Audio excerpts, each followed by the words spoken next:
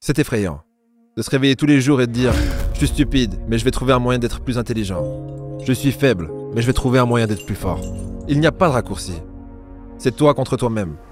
Cet épisode ne va pas seulement vous motiver pour le reste de l'année, mais il va aussi vous ouvrir les yeux sur la force qui dort en vous.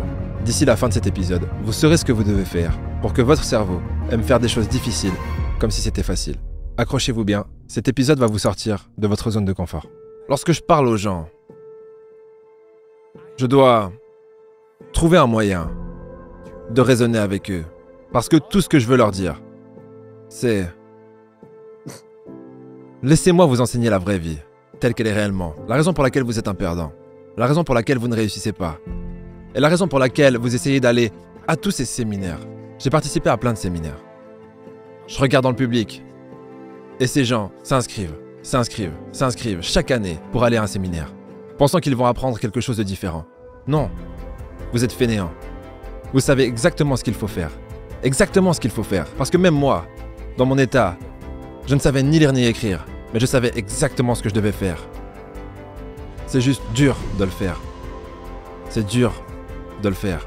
Donc, il n'y a pas de solution magique. C'est pour ça que je dis toujours reste fort. Parce que quand vous n'avez pas reçu de don, la seule chose que vous pouvez faire dans la vie, c'est rester fort. Et je sais que les gens ne peuvent pas me supporter. Ils n'arrivent pas à supporter ce discours. Mais c'est tout ce que vous pouvez faire. Il n'y a pas de pilule magique, ni de potion magique. Tout ce que vous pouvez faire, c'est travailler plus que l'homme ou la femme que Dieu a créé en vous. À quoi ça ressemble? C'est pas amusant. C'est pour ça que je leur ai dit de ne pas faire un documentaire sur moi. Parce que les gens ne verront pas la vérité. Ils verront ce qu'ils veulent voir. Genre, je ne veux pas vivre comme ça. Bien. Bien. Et vous vivrez exactement comme vous vivez maintenant. Vous questionnant sur qui vous êtes. Vous demandant ce qui est possible. Vous demandant qu'est-ce que vous êtes capable de faire. Voilà à quoi ça ressemble. Ou vous pouvez être comme moi et... Suis-je heureux? Je ne sais pas. Je n'y ai même jamais pensé. Ça ne m'apporte pas. Parce que tout ce qui m'apportait vraiment, c'est que quand je regardais dans ce putain de miroir, je voyais un gros tas de merde. Le bonheur n'était pas dans le miroir à 16 ans, ni quand je pesais 130 kilos. C'était pas comme « Oh mon Dieu, je cherche à être heureux ». Non, je me regardais dans le miroir et je me disais « Bien joué enfoiré, tu l'as fait encore aujourd'hui ». T'es un dur à cuire. Parce que cette merde, ça craint.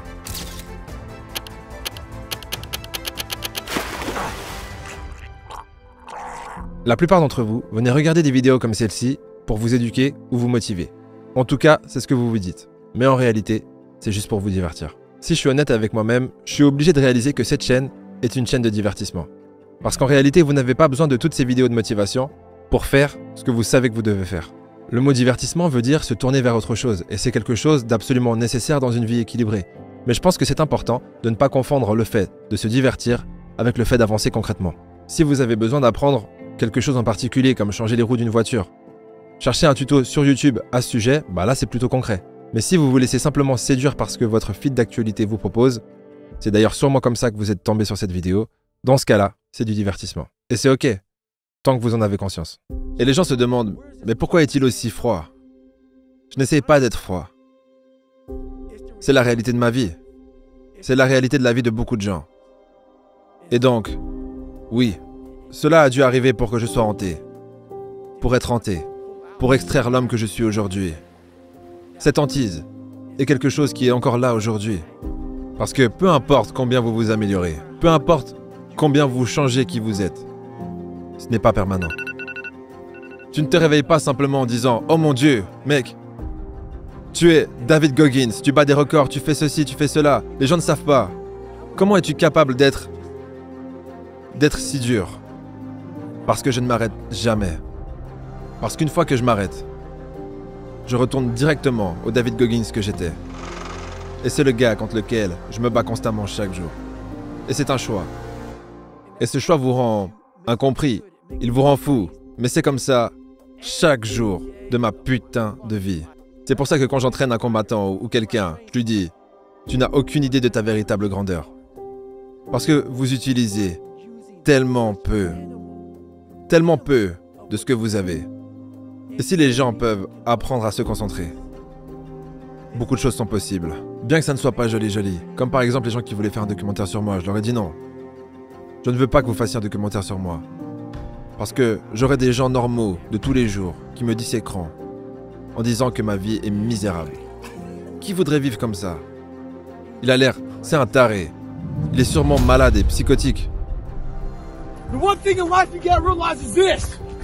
Learn to help yourself. Don't count on other people to help you. Stay hard. La chose la plus frustrante au monde pour moi, c'est lorsque des gens normaux jugent un homme comme moi sur ce qu'il faut pour extraire la grandeur de rien. Cela demande chaque partie de qui vous êtes si vous choisissez cette voie. Si vous ne le faites pas, joyeux Noël, faites ce que vous avez à faire. Ils ne comprennent pas, mais tout le monde a la capacité de le faire.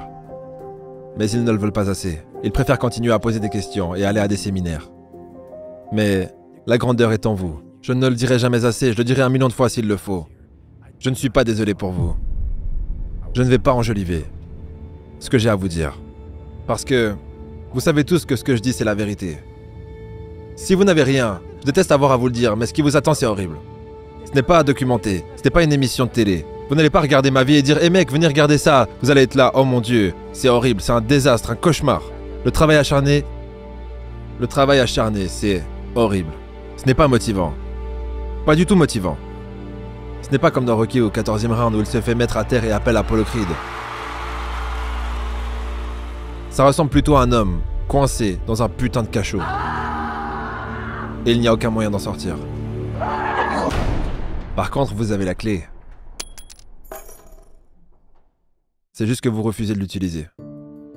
Il n'y a rien de motivant là-dedans. Steve Jobs disait cette phrase que tout le monde répète de nos jours, c'est « vous devez aimer ce que vous faites ». Mais là, Goggins et Huberman nous disent « vous devez faire ce que vous n'avez pas envie de faire ». Est-ce donc une contradiction? Non, car selon moi, les contradictions n'existent pas. Là où un esprit fermé voit une contradiction, un esprit ouvert voit de la complémentation. D'un point de vue macro, il est essentiel que vous choisissiez un domaine d'activité que vous aimez. Mais d'un point de vue micro, il est également essentiel que vous vous forciez à faire des choses que vous n'avez pas envie de faire dans votre domaine d'activité pour progresser. Se forcer à faire des choses que l'on n'aime pas, ça veut littéralement dire progresser. Si vous aimez une activité, ça veut souvent dire que vous êtes doué dans cette activité, que vous êtes dans votre zone de confort. Et dans cette zone de confort, vous prenez du bon temps, mais vous ne progressez pas. Mais quand vous n'aimez pas une activité, c'est souvent parce que vous n'êtes pas très bon. Et c'est donc là que la marge de progression est la plus intéressante. La magie derrière faire ce que vous n'aimez pas, c'est que même si c'est dur, même si c'est horrible, au final, une fois que c'est fait, vous en sortez avec ce petit sourire en coin et ce sentiment de fierté et de confiance en vous, ce qui vaut beaucoup plus que du plaisir à court terme.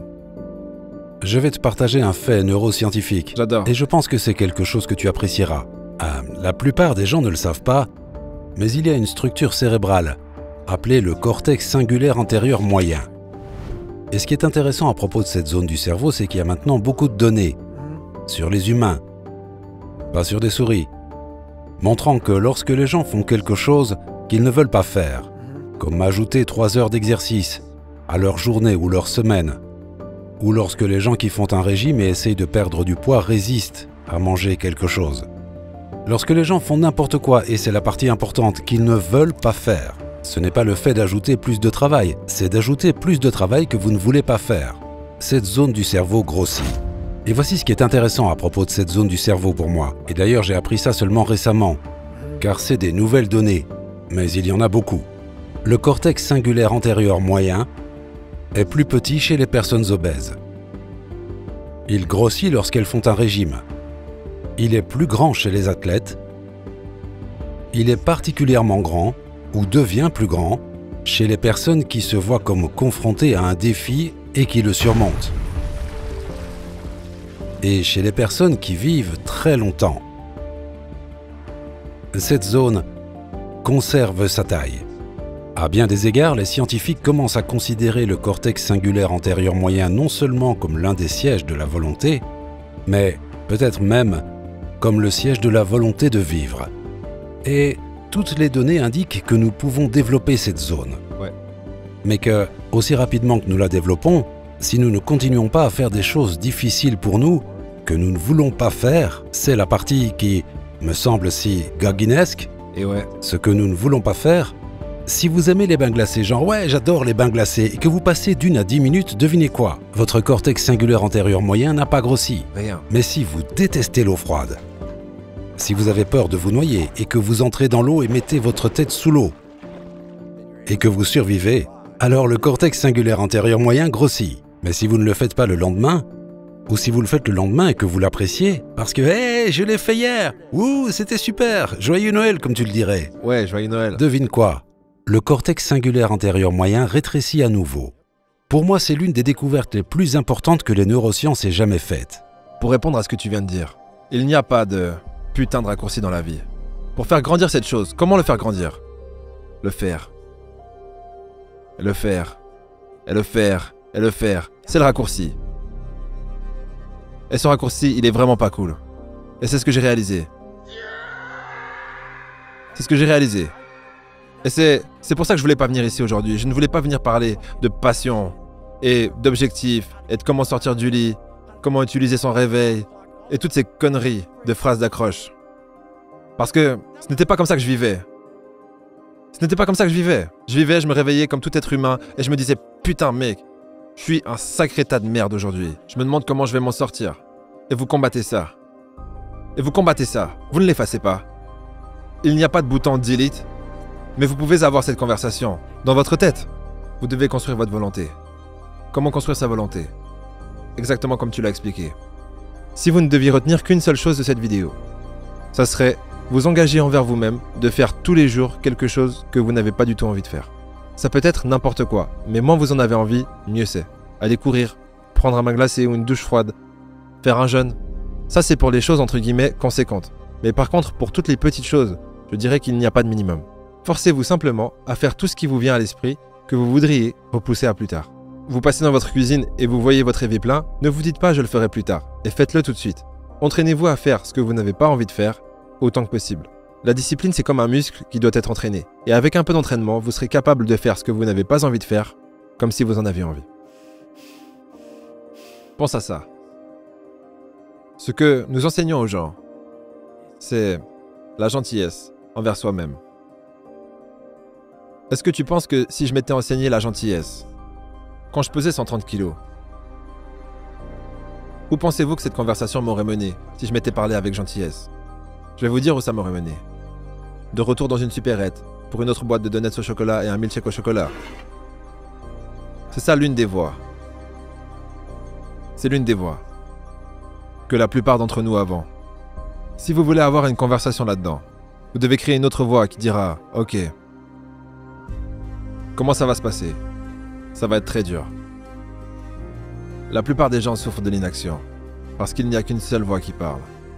Cette voix vous mène toujours sur le même chemin. Le chemin très confortable, avec lequel vous vous sentez très à l'aise. Dès que vous créez l'autre voie, il y a des conflits, des batailles, des guerres. Et souvent les gens cherchent cette reconnaissance. Où est-elle? Oh, je n'en ai pas besoin. Parce que j'ai appris à travailler dans l'ombre. J'ai construit Frankenstein. Donc quand les choses deviennent désagréables, David Goggins se dit « De toute façon, tu n'avais personne en forêt. » Vous voyez comment je me parle maintenant? C'est moi. C'est ça qui me motive à fond. Ça me rend complètement fou. Tu n'avais de toute façon personne en forêt. Regarde autour de toi. Il n'y avait pas d'équipe. C'était toi. Il n'y avait pas de programme de perte de poids ou des parents qui te réveillent en disant que tu peux le faire, que tu peux être meilleur, en essayant de construire cette confiance. Tu as construit cette confiance quand tu n'avais rien. Tu étais au plus bas. Tu as fait ça donc, quand les choses deviennent difficiles. La vérité éclate. Et ma vérité est extrêmement puissante. C'est réel. C'est tangible. Je la sens. Ça sort de mon cerveau quand j'en parle. Je revis chaque moment sombre de ma vie pour être ici. Voilà ce que les gens ne comprennent pas. C'est ça qui motive David Goggins, le travail dans l'ombre. Mais tout le monde a besoin de cette tape dans le dos. Ils ont besoin de ce partenaire d'entraînement. Ils ont besoin de ce coach de responsabilité. Je n'ai pas besoin de cette merde. Et eux non plus. Mais c'est ce qu'ils ont été entraînés à croire. Si vous aviez un enfant, est-ce que vous lui souhaiteriez le meilleur ou le pire dans la vie? Avant de répondre, laissez-moi vous rappeler cette citation. Les temps difficiles créent les hommes forts. Les hommes forts créent les temps faciles. Les temps faciles créent les hommes faibles. Et les hommes faibles créent les temps difficiles. Si vous aimez quelqu'un, ou si vous vous aimez simplement vous-même, alors souhaitez-vous des temps difficiles. Et rappelez-vous que peu importe le problème auquel vous faites face, il ne sera jamais plus grand que votre capacité à le résoudre. Vous voulez être fort? Demandez des temps difficiles. Vous voulez avoir la foi? Demandez des périodes d'incertitude. Offrez-vous le pire pour devenir meilleur. Arrêtons de chercher désespérément le confort, alors qu'il nous tue à petit feu. Dernièrement, j'ai regardé le film Le Cercle des Neiges, où des survivants d'un crash d'avion qui a eu lieu au milieu des montagnes ont dû survivre dans des conditions extrêmes pendant 72 jours. Ils ont fait face au froid, la peur, la faim, des blessures, des avalanches, le deuil, et ils ont même dû se nourrir du corps de leurs amis décédés pour survivre. Mais le plus fou dans cette histoire, c'est qu'aucun des passagers ne s'est dit « Bon, stop, c'en est trop pour moi, je me suicide ». Ils se sont tous battus coûte que coûte, malgré les conditions insoutenables. On est tous tellement plus forts que ce qu'on peut imaginer. Et la plus grande des tragédies n'est pas de devoir survivre 72 jours dans un désert glacial, mais c'est de ne pas avoir la chance de se rendre compte de la force qui dort en nous. Si vous vous mettez dans le feu, et que vous en sortez tous les jours comme ça, en vous secouant, sans avoir peur d'y retourner, voyez là, votre vérité est réelle. Vous sortez chaque jour, avec une manière de parler aux gens que les gens n'ont pas, car il n'y a pas de vérité derrière eux. Et la vérité est une ligne de départ. Quand vous vous asseyez devant le miroir, vous dites « je suis comme ça, je suis comme ça », vous avez finalement commencé votre vie. Peut-être que vous avez 40 ans. Peut-être 40 ans, avec 5, 6 enfants, une femme, et dès que vous regardez dans ce miroir, et que vous vous dites « je suis ça, je suis ça, je suis ça, je suis ça ». En fait, plutôt, je ne suis pas ça, je ne suis pas ça, je ne peux pas faire ça, je ne peux pas faire ça. J'ai toutes ces insécurités. Votre vie a enfin commencé. Je le dirai exactement comme je le vois. Je suis un artiste. Et tous les jours, je peins un tableau, comme la Joconde. Tous les jours. Mais c'est une version différente. Ce n'est pas la même peinture. Donc chaque jour, je me réveille. Même si je fais la même chose, je le fais d'une manière différente.